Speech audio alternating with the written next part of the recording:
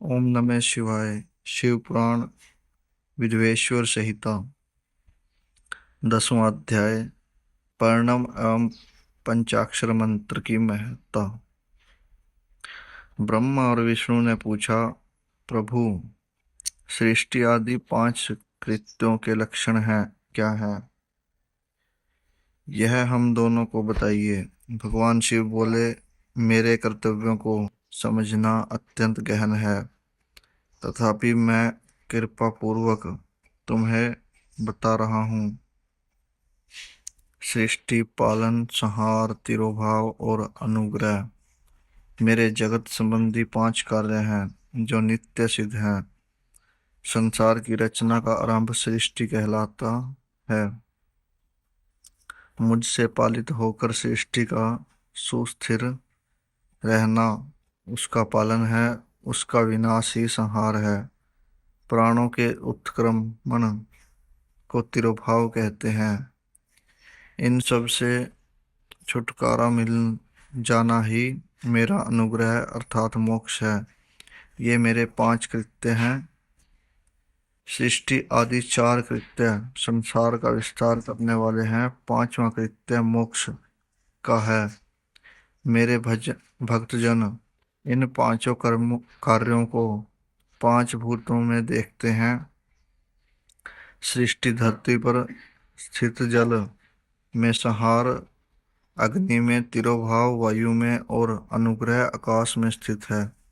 पृथ्वी से सबकी सृष्टि होती है, जल से वृद्धि होती है, आग सबको जला देती है, वायु एक स्थान से दूसरे स्थान पर ले जाती है और आकाश सबको अनुग्रहित करता है। इन 5 कृत्यों का भार वहन करने के लिए ही मेरे 5 मुख हैं। 4 दिशाओं में 4 मुख और इनके बीच में 5वां मुख है। पुत्रों, तुम दोनों ने मुझे तपस्या से प्रसन्न कर सृष्टि और पालन दोनों कार्य प्राप्त किए हैं। इसी प्रकार मेरी विभूति स्वरूप रुद्र और महेश्वर ने संहार और तिरोभाव कार्य मुझसे प्राप्त किए हैं, परंतु मोक्ष में स्वयं प्रदान करता हूँ। मैंने पूर्व काल में अपने स्वरूप भूत मंत्र का उपदेश किया है, जो ओंकार रूप में प्रसिद्ध है। यह मंगलकारी मंत्र है। सर्वप्रथम मेरे मुख से ओंकार ओम प्रकट हुआ, जो मेरे स्वरूप का बोध कराता है। इसका स्मरण नियंत्रण करने से मेरा ही सदा स्मरण होता है। मेरे उत्तरवर्ती मुख से आकार का, पश्चिम मुख से उकार का, दक्षिण मुख से मकार का, पूर्ववर्ती मुख से बिंदु का तथा मध्यवर्ती मुख से नाद का प्रकटीकरण हुआ है। इस प्रकार इन 5 अवयवों से ओंकार का विस्तार हुआ है। इन 5 अवयवों के एकाकार होने पर प्रणव ओम नामक अक्षर उत्पन्न हुआ।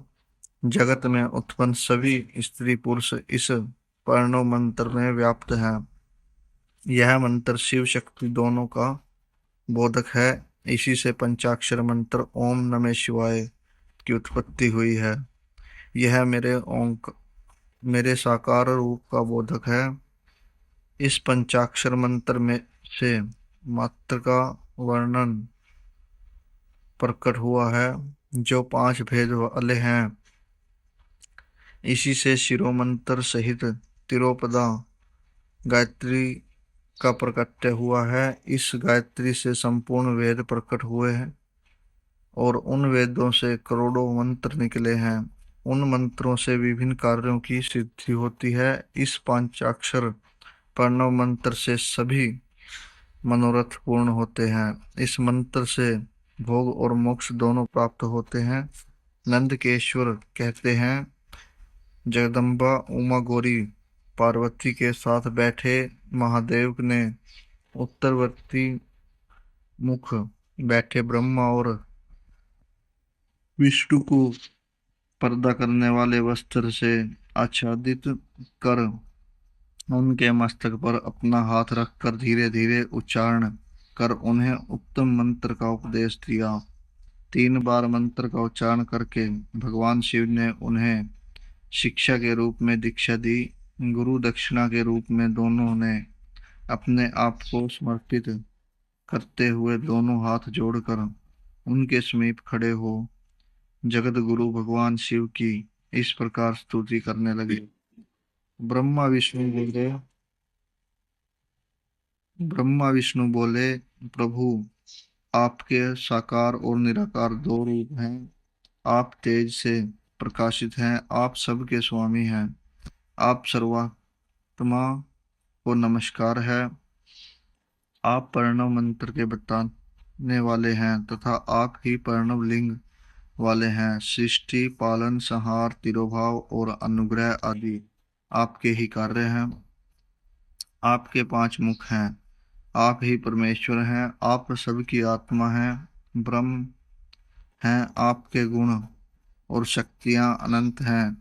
हम आपको नमस्कार करते हैं। इन पंक्तियों से स्तुति करते हुए गुरु महेश्वर को प्रसन्न कर ब्रह्मा और विष्णु ने गुरु के चरणों में प्रणाम किया। महेश्वर बोले, आदर्श नक्षत्र में चतुर्दशी को यदि इस प्रणव मंत्र का जप किया जाए तो यह अक्षय फल देने वाला है।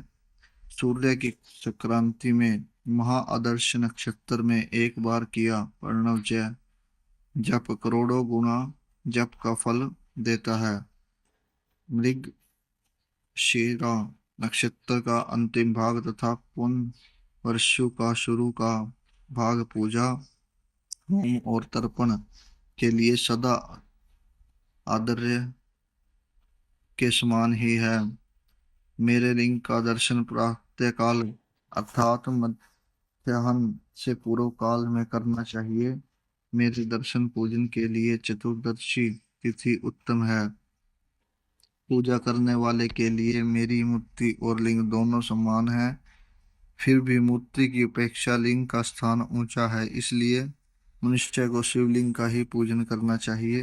लिंग का ओम मंत्र से और मूर्ति का पंचाक्षर मंत्र से पूजन करना चाहिए। शिवलिंग की स्वयं स्थापना करके या दूसरों से स्थापना करवाकर उत्तम द्रव्यों से पूजा करने से मेरा पद सुलभ होता है। इस प्रकार दोनों शिष्यों को उपदेश देकर भगवान शिव अंतर्धान हो गए। ओम नमः शिवाय। जय शिव शंकर।